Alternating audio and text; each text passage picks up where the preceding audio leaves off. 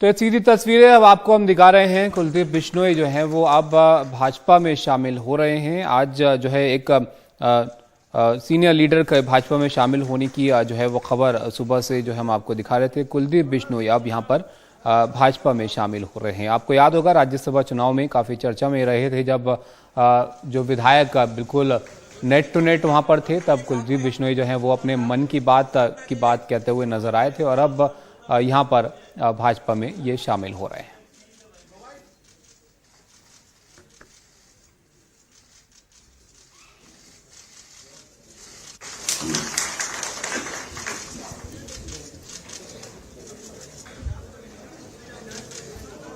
हरियाणा के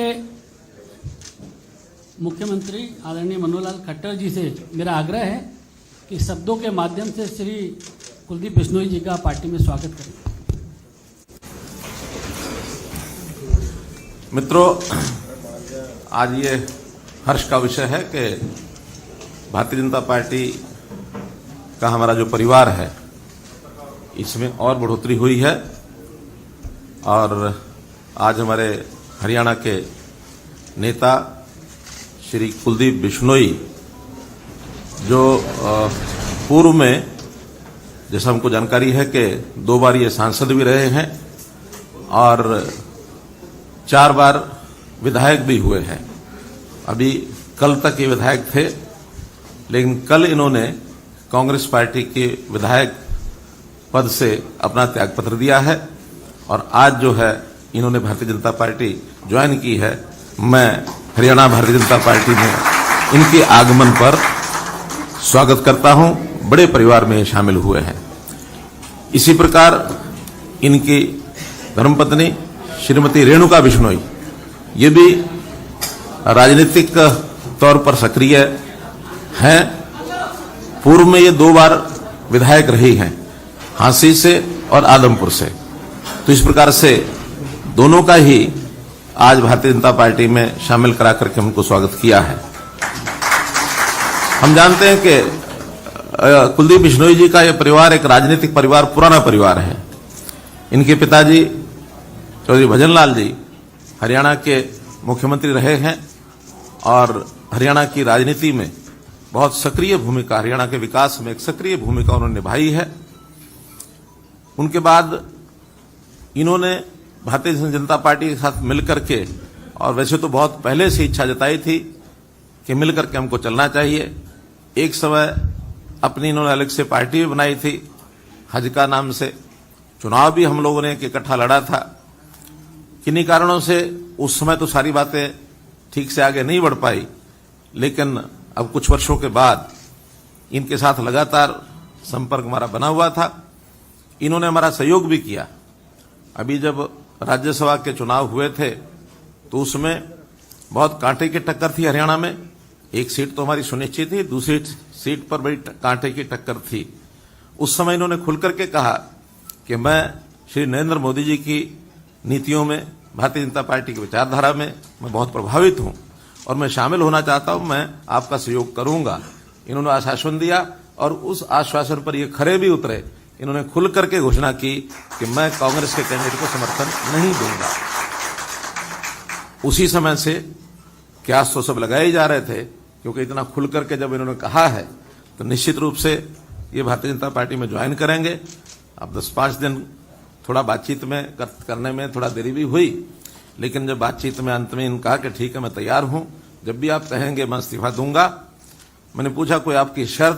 कहने लगे कोई शर्त नहीं, क्योंकि राजनीतिक पार्टियों में इस प्रकार की बातें चलती रहती हैं। मैंने कहा मैं बिना शर्त आऊंगा और मेरा मान सम्मान, मैंने कहा आप ही का नहीं, आपका भी, रेणुका जी का भी, और पूरे जो कार्यकर्ता आपके साथ भारतीय जनता पार्टी ज्वाइन करेंगे उन सब का मान सम्मान ये रखा जाएगा।